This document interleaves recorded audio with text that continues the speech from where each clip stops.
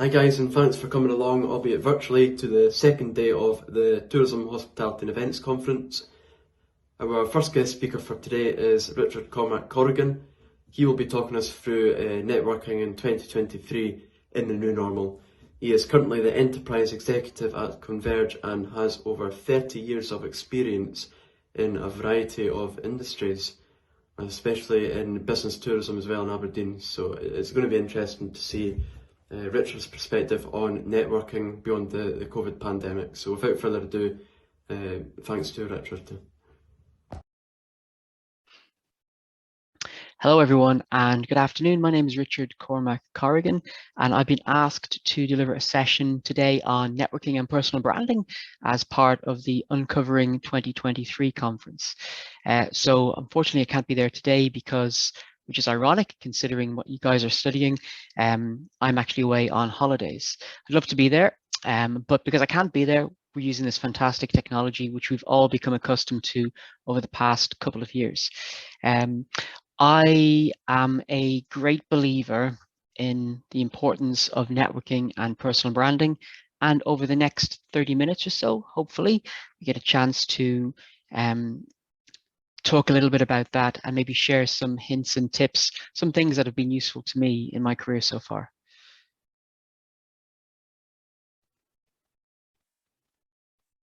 So, speaking of which, this is me.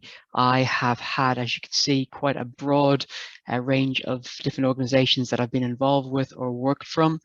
I have to say that the networking, my network has been, I would say, almost 100% responsible for my ability to move from job to job and from opportunity to opportunity. For example, the most recent job or opportunity that I have working for Converge was because one of my colleagues, an ex-colleague who knew me from my network, had recommended me for that job. And I was working for Elevator at the time. And previous to that, again, it was because my then boss at Elevator was aware of who I was through the network. And I was, as I say, a Kent face. And it was directly because of all of that that I ended up with my very two last positions. So I would say that what I've done over the years is I curated, I think is the best word, a network. And because, as you can see, I have a variety of backgrounds there, it means that it's a very varied network. There are very few Venn diagram overlaps of all of them. But the great thing is that I have different interests and different groups of people that I know about. And it means that in my current job, when I'm looking to perhaps introduce some of the, and some of you listening may have applied for Converge, when I'm looking to introduce you to contacts who might be helpful in a variety of different organizations in a variety of different sectors, I'm lucky enough to have a big enough network that I normally will know somebody in one of the different areas that my clients are looking for help with. That's my student clients or my academic clients, people who work or study at universities that have started their business and are maybe looking for a wee bit of help or some pointers, really. So personal branding, I think this is incredibly important. Who are you? Who are you? It's what you put out into the world. And what the world, looks back and sees you and judges you. And I think in a very, very open world, what I mean by that is that we're ever more connected and people can become really famous overnight. So your brand, what people think of you, is incredibly important. And I would say for many of you, students and soon to graduate, hopefully, the industries you're going into, the meeting, events, tourism, all of these are particularly people-driven events, and it's particularly who you know that can often help you to get on, or even who you know as you build your network that can help your client. When you're putting together events, who you know that can help with a specific thing. So this is why I think that personal branding is in particular for you guys really, really important. So, first of all, this is what personal branding is. It's what you put out to the world. It's what the world looks back in you and says, well, that's who you are. And often there is a bit of a disconnect in what you think and what the perception is, what others think looking at you. And if you like the personal branding, the bit in the middle, that is kind of who you are. That is your personal brand. And just like Nike, or just like, you know, T.H.E, or just like RGU, you are a brand, and that brand is going to follow you through your life. And the brand may be seen as a positive thing, or it may be sometimes seen as a negative thing. And while you can't control it completely, you do have an element of control over what is put out there into the universe. So, you know, this really is it. It's the overlap between what people think about you and you think about yourself. How can you control that? Well, your brand is what people say about you when you're not in the room. So can you control that? Well, not 100%, but I think you do have some control over it. So if you look at 4 people, 4 famous people, 4 very different brands, 4 very different perceptions, and a lot of this is controlled. So for example, I'll just pick Steve Jobs. So Steve Jobs had a reputation. That's what he was known for. His brand was that he was perhaps this, you know, great forward thinker. But he was also a very hard taskmaster. People who worked for him would say he would come up with an idea and tell them, the engineers, to go and make it happen. And he would put them under an awful lot of pressure. So maybe you've seen the movies, you'll see Steve Jobs, a really tough guy to work with. That might be your perception if you worked for Apple, but outside of Apple, your perception might be just he's a genius. So same person, 2 very different perceptions depending on who you are and how you relate to that person. You might say somebody like Mark Zuckerberg, what he stands for is slightly different. And what he's perhaps saying is, listen, the ends justify the means. You know, it's what you do that matters, and how you get there, not so important. You know, and Jack Ma is a guy who's had plenty of challenges in his life. And, you know, J.K. Rowling is here because she says anything is possible if you've got enough nerve. And ironically, you know, since these slides are put together for a different presentation a wee while back, personal branding and J.K. Rowling, as you can see, you know, has her brand become damaged? You may say it has. So again, personal branding, what you put out and what people think about you, can have a massive impact on your, you know, your career, whether you're working for somebody, whether you're working for yourself. So what I'd say is, you know, obviously I'm not there, but I would say think about 3 words that you would use to describe yourself. These are 3 words that, off the top of my head: enthusiastic, charming, intelligent, being honest. But I would also say that you could then ask somebody else, a good friend, for the same thing. You know, ask them to describe you in 3 words, and don't, you know, do it quickly. And I bet you that there'll be a little bit of an overlap, but there'll also be a little bit of a miss. There's something not quite connecting there. So you can there see, you know, a real life version of that disconnect between what you're putting out into the world and how the world sees you as well. Now, I asked my wife very quickly, and she came up with these 3 words. So as you can see, still enthusiastic, but she also came up with hardworking and impatient. I would not necessarily have said hardworking was one of my traits. However, my wife recognizes that. So to her, I am hardworking. I like this one. Describe yourself in 3 words. I am a rebel. Okay, now, what you could do is you could go about constructing an entire personal brand around you. And, you know, this girl here, Brittany, has, you can Google this at some point later on, Brittany's personal brand. And she has created an entire, almost like a CV, but a video CV, talking about all of her experiences in life and how that has been of benefit to her. And how everything from going on holiday to coming second in a sales competition when she was on work experience, how all of these things make her the ideal employee for whoever she's applying for. Now, I'm not suggesting that everybody goes to this level, but you can see that this is in a very competitive world. This is kind of what people are doing at the edge, the cutting edge of creating your own personal brand.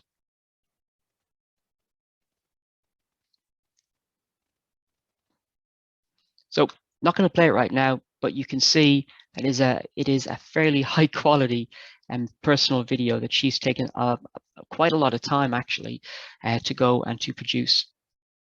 Okay, so somebody who you may recognize, and we're just talking about brands and personal brands.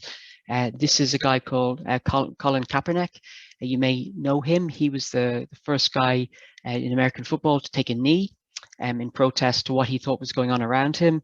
Now, the perception of Colin Kaepernick, depending on, if you like, which side of the argument that you're on, could either be positive or could either be negative. So, my point is that when Colin said that he wanted to stand up for something he believed in, but, again, be wary that if you do something like that, it's a positive thing to do, but there may, you can't please all the people all of the time, and there may be some negative consequences. However, he then became the face of Nike, which again caused some people in protest to burn their Nikes because they didn't believe that there should be a focus on the Black Lives Matters movement, that it was very much a case of all lives matters. So whatever way you lean, you can see how once you put your head above the parapet and once you have an opinion, or once you say you stand for something, that you're not going to be necessarily pleasing everybody all of the time. And if, for you guys trying to get through the complicated world we live in now, the world of social media and all the rest of it, there will be times where you may well want to take a stand for something, but again, you need to be aware of the possible pushback against that as well. Again, we probably can't go through life keeping our heads down all the time, but I suppose it's just another way of saying maybe choose your arguments. So if I asked you who this guy was, I would say you probably would get straight away. Who is this guy? If you Google travel expert, this is what comes up. So when we're talking about personal brands and what you stand for and who you are, you think the word travel expert and suddenly Simon Calder pops up. In fact, he is the first one when you Google. So he has, taken a lot of time to curate this image, this personal brand of himself as this expert. And he's the go-to guy in, all the TV programs or the newspapers when they want to ask somebody about the travel industry. So, is he the only travel expert? No, there's dozens, hundreds maybe. However, he has built this reputation as the go-to guy. And I would suggest to you guys, that might be something that you would like to maybe do. You would like to be the face of, the professional industry that you're in. You would like to become an expert, and you can do that. You can actually create this whole thing. You can do it online and you can do it face to face. You can become this expert. So again, talking about social media, just have a quick think. I'm sure you know about plenty of social media mistakes that people have made. One just the week that I'm recording this is a guy called Matt Letizia, who used to play for Southampton Football Club. He was a legend there, and he was now working as an ambassador for the football club. He liked a post that some people say is conspiracy theory stuff, and as a direct result of that, he then lost his job. So again, what I'm saying to you is that you do need to be careful what you put out there. The internet is forever. There's stuff that people who are 16 and 17 have posted 10, 11 years ago that's coming back to haunt them now in their professional careers, including politicians. So again, all I'm saying to you is just be careful, particularly in the careers that you're going into, where you may be creating a tourism company based around you with your name in it, or an event management company, again, based around you with your name in it. Here's a thought. If you have a strong political view and you put it out there on social media, there's nothing illegal about that. Of course, you're perfectly entitled to do that. But then you need to think the consequences of that. Is there a knock-on negative consequence? Are you potentially losing business? Because somebody who potentially could be a customer doesn't feel the same way politically about things as you do, you might have lost a customer there. So again, you may well decide that you only want to work with people who believe the same things as yourself, in which case that's fine. However, it's again, just be mindful of the dangers of the internet and the dangers of sharing too much. So this is why it's really important. Some of you may well be your own bosses, and that will allow you a certain amount of leeway. You can potentially choose who you want to work with. However, those of you that want to go and work for somebody, this is important. And I can tell you now today that, employers are Googling you, they're searching you. And you could do it yourself right now. What comes up when you search your name? Is it something that might be construed as being negative? Now, of course, we're all allowed to go and have a good time, but if the first thing that pops up is a picture of you, maybe looking like you're having a good time with a drink in your hand, nothing wrong with that, not illegal, but will an employer see that and look negatively on that? So again, it's just something to bear in mind. Now, so networking, the actual fun of networking, face-to-face networking. Now, going forward, we're going to be doing a lot more online stuff. Of course we are, but face-to-face networking is still a thing. And this is something that, you know, is probably going to be with us forever because we're humans. We like being together. We, you know, as a species, it's what we do. It's how we succeed, by getting together and finding new ways of doing things. So if you are going to a networking event, here's a few kind of top tips. I would say do your research. If you're able to find out like a guest list of who's going, that would be brilliant because then you can look them up. You can do a wee bit of research. In a room full of 50 or 60 people, probably aren't going to get to spend an awful lot of time with all of them, but you might in advance pick one or two that you really would like to spend some time with. So, I mean, are they people who could help you with your potential business? Is it an investor maybe? Is it somebody who's got a business which is actually complementary to the one that you have and you really want to meet them and have a chat? Brilliant. Find out in advance who's attending and look them up. It sounds like a really simple thing to do, but loads of people don't do this. A badge. If you're wearing a badge, again, these are basics. Make sure the badge can be seen by others because if they've done the same as you and they're looking for somebody in the room, well, the easier a badge is to see, they can go straight and meet you straight away. So this is one for those of you who maybe are not great at networking or feel nervous about it. Go really early. You know, get there, ask the organizer if you can help. And sometimes in some events, we'll actually have somebody as an introducer. So you might even say, can I be an introducer? So when somebody comes along, you've got your clipboard, maybe with a list of names on it, and you can say, okay, John, who are you looking to meet today? Are you looking to meet Sheila? And then you can go and you can help. And if you like, you're then not necessarily being the networker that's being introduced to everybody. You're kind of doing it as part of a team. And that can really, really take the pressure off as well. Okay, so again, these are really just basics, but some people who start networking, they don't really know what to say. So just keep it to the basics.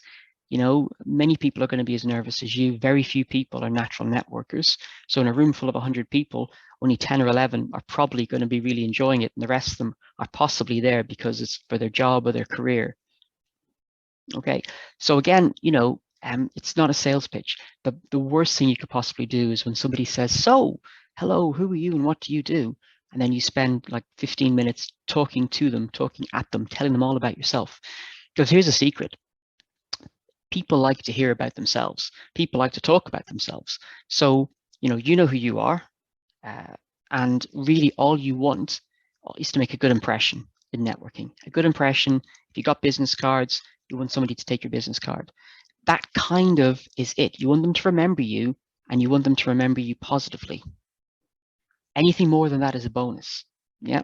What you could do is spend time getting to know them because at some point you're going to come back to them and give them a follow-up email or a follow-up call. The more information you have about them at that point, the better. Yeah. The more information you can gather from them, the better. You know, let's be honest. Give them your quick intro, who you are and what you do, very quick, and then ask them questions. Again, psychologically, asking them questions, people like to talk about themselves. So and psychologists have done experiments in this. Two people meet, have a conversation. One person asks loads of questions about the other person, and then they ask them afterwards, what do you think? The person who has asked loads of questions will have positive things generally to say about the person who's asking them. They like them, even though they probably didn't get to know them so well. They were just happy to talk about themselves. So again, for a networking point of view, I would suggest always try and push it back to that person. Briefly let them know who you are. You know, if you're really lucky and these people are potential customers or potential hot targets or something like that, you're very, very lucky. But networking is not the time to spend lots of time trying to sell to them. This is not the time. And networking is just to get them to know you and to start building relationships. Because again, it's very, very unlikely, even if that person needs what you're selling, there's many other places that they can get that from. So you have to build a relationship with them before they'll sort of trust you. I've been networking many times in many years. It's very, very rare you ever, walk in and somebody says, haha, that's the thing I need right now. So you're playing the long game here. Okay. So again, talk about your passion, and this doesn't have to be your business or the reason that you're there. Talk about something you're passionate about, because again, people like passionate people. If you're having a conversation with someone, do talk about something that excites you. But don't go on and on and on and on and on about it. Know when to stop. If you are talking to them, know when to stop. Really basic. Smile, be approachable. You might have a room full of people and somebody's in and they're looking for someone to talk to. They're looking for the smile. And, be approachable. Be the person that people want to come and speak to. So again, this can be really difficult and tricky, and it's not something that you can sort of do well from the get-go when it comes to networking. There might be 2 or 3 people chatting and you kind of want to go and, they look like they might be interesting, having a good chat. Maybe it's the person you want to speak to, but you don't want to hijack the conversation, because that could be really awkward and maybe leave a bad impression. So what I would suggest you do is you time your interruption. Now, generally, as a rule of thumb, if there's 2 people having a really deep conversation, most of the time it's probably best to leave them, unless they look like they want to invite you in, leave them, because the 2 and then the 3 joining can be a bit awkward. So maybe at the start anyway, look for bigger groups. And again, time your interruption. It might be a pause in the conversation. It might be someone's taking a drink, but don't jump in the middle of a deep conversation, because it might be it might be a personal thing, or these people could be really good friends, and you just don't want to leave them with a bad impression. Okay, so this is the most important thing, and most people don't do this. Okay, you can go to a networking event with 50 or 60 people, and generally only 2 or 3 of those people will probably send you a follow-up email or phone call within the next 3 or 4 days. Some people will get back to you the next week. Most people probably won't contact you at all. Now, this is something really important to remember, that networking is all about building networks. And, a network takes lots of people. And the only way you're going to get in contact with lots of people is by starting to contact and to speak to people. That might sound really silly, but you don't know the person you've just been speaking to, who they know, or who their wife knows, or husband knows, or or their sister, or their accountant, or you do not know. So you're trying to build networks. If you like, you're trying to kind of create little ripples in the pond. Yeah. So you do not know. It's in a year or 2 years or 3 years time, that person that you met in a networking event, it could turn out to be that somebody that they know is exactly the person that you need at that point in time. So I would always go assuming that everyone that you've spoken to might be useful to you at some point. Some people go in and they've got the list of 2 or 3 people and they don't care about anybody else. I can tell you now, there's been loads of times in my career where one time that jumps out in particular, I was on a day visiting clients. I visited a client at a city council, and then I visited a client in the same city at an energy company. And I did not know, but the person I went from a meeting at 12 o'clock and then my 1 o'clock meeting were actually husband and wife. I had no idea. So again, you do not know who you're speaking to and how they relate to everybody else. Okay, so again, the thing is, for a lot of people, networking is a novelty factor. Not many people do it a lot. It tends to be a hardcore of people that go networking. So often for many people, networking is just something they do occasionally. So I would say treat it as that. It's a novelty factor. You might get some new friends out of it. You're definitely going to get some contacts. And the thing to remember is, I'll say this again and again, you do not know when they can help you or when you can help them. So virtual networking, it's sort of where we are today, really. A few things about virtual networking. And this could be on, on the Zooms or the Teams. This could be at any of the sessions that you're doing, any opportunities that you have to be in a virtual room with people. So a few things. Leave your camera on. Leave your camera on. Few people now doing it. At the start of COVID, most people had their cameras on, and over time, it seems like people have now gotten used to switching their cameras off. In all situations, I suggest you leave your camera on, because you might be the only person that does that. And for the speaker or other people there, they get to see you. And again, it's all about building that reputation, getting your name and your face known. And if you just have your camera off, people don't associate your name and your face. And for the speaker, it might seem as being slightly rude. So again, first thing is for virtual networking is keep your camera on. Second thing is have a look again, and this is the same as real life networking. If you can find out who's going to be on that networking call beforehand, that's brilliant. I would say, do things like send out LinkedIn invites, perhaps. You might want to say an invite to somebody to say, "Oh, join my network." You might want to, if there's somebody that's on the call that you're really interested in, you can then again send them a private message through the thing. "Oh, hello, glad to see you here." The whole networking thing online has opened up so many opportunities for people. You still can substitute the kind of the face-to-face, the handshakes, even though that's still a bit strange. But with virtual, there's loads of stuff that you can do. So that's talking about kind of your Teams or your Zoom, your actual live networking, which is really similar to the stuff that you do in rooms, in a real life situation. What I would say is, though, if you're in breakout rooms, again, do contribute, because you want people to remember you. Yeah.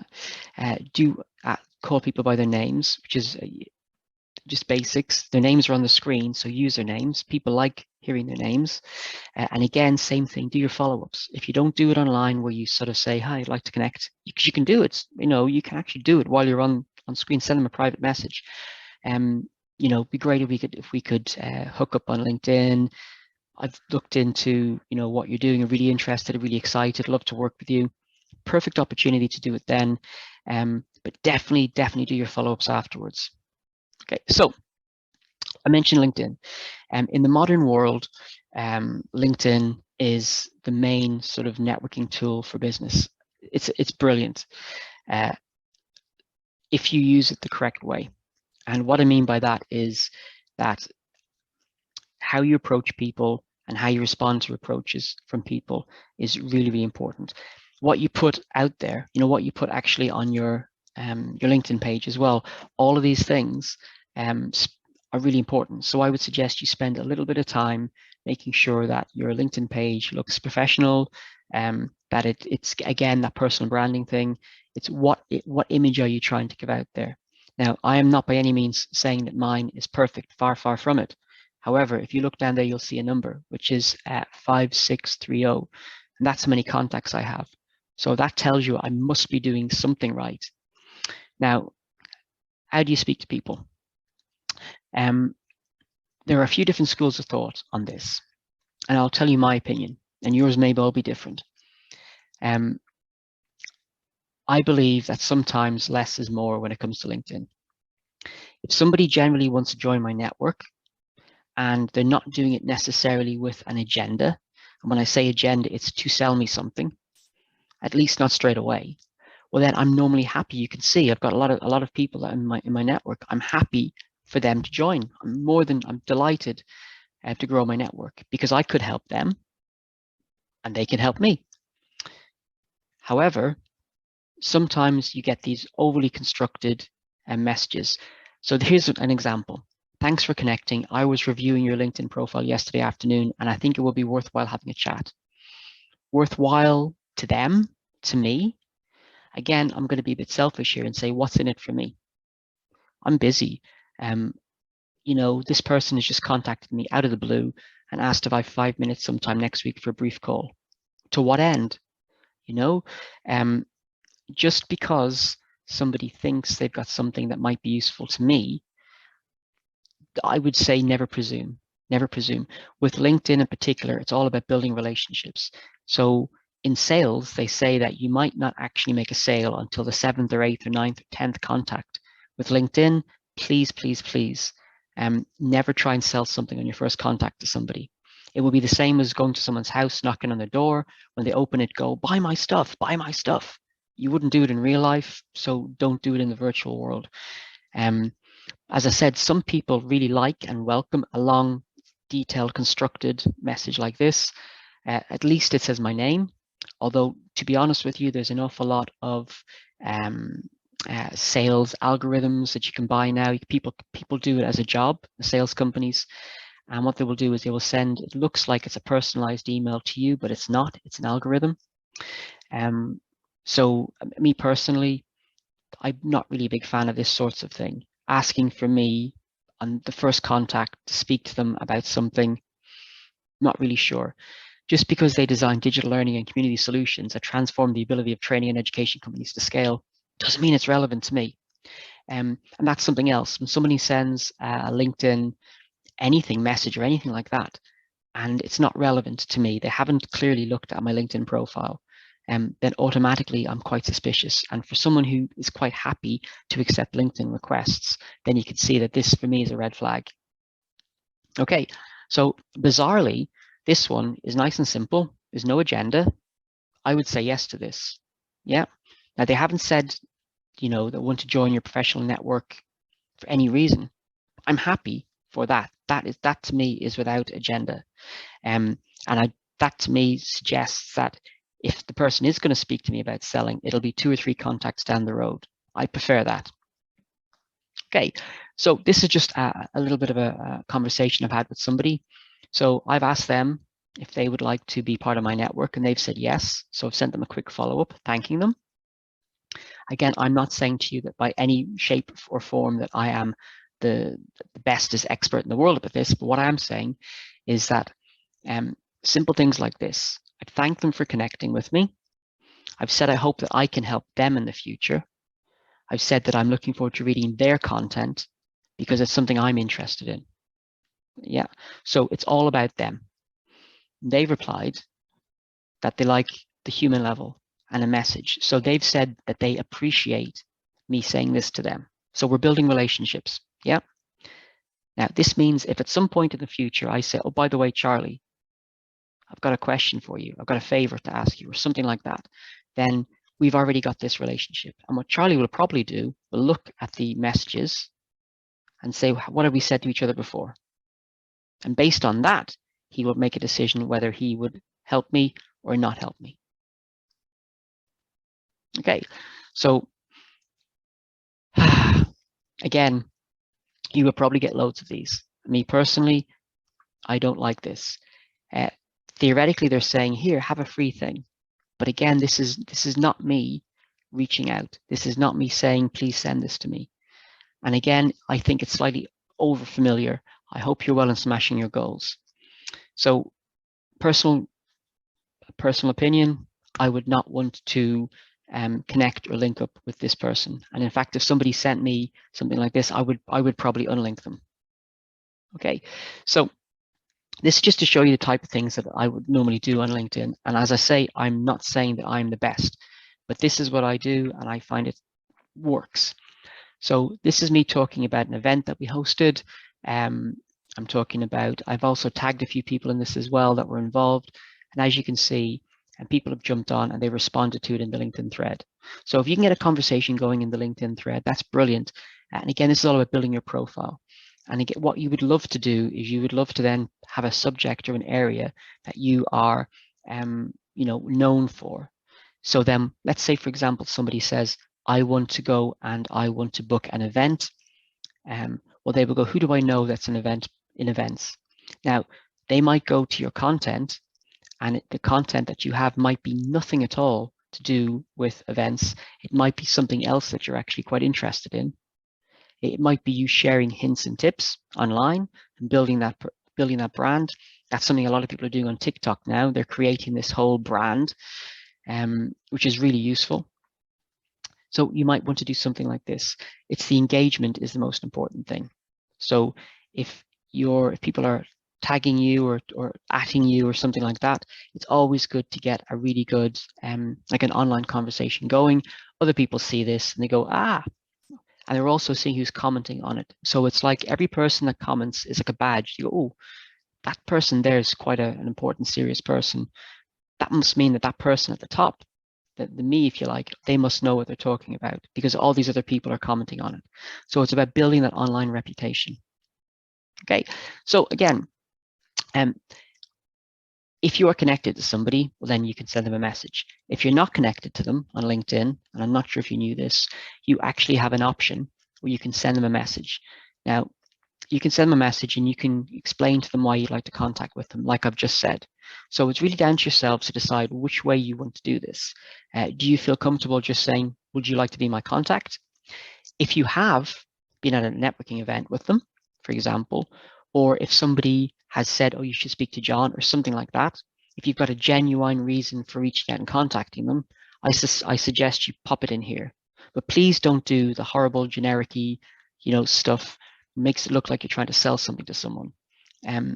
Maybe you want to connect because you want to hear more of their stuff. You can say that John Smith suggested that we contact because we might have something in common, or you might just not send a private message and just hit the connect button. Okay, this is the most important thing, is all the things I've said to you about what to do, what not to do. If you make people feel nice, feel good about an interaction with you, whether that's a virtual one, whether that's in a Zoom meeting or a Teams meeting, whether that's face-to-face, if you can leave people with a positive memory of you, positive image of you, well, I mean, that's it really. The next time you reach out to them, or maybe even better, they're reaching out to you, they're doing it because of how you made them feel. Okay, thank you, and best of luck to everyone in your future careers. I hope some of those tips will help you, both online networking and face-to-face networking. And it's really interesting to see, this is a hybrid event. It's really interesting to see what's going to happen in technology, particularly in travel, tourism, and event management over the next few years. Exciting times.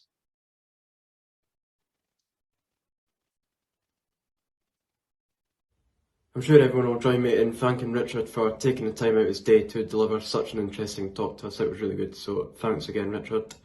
Our next guest speaker is Josh Bircham, a lecturer at Robert Gordon University in Digital Marketing and Analytics.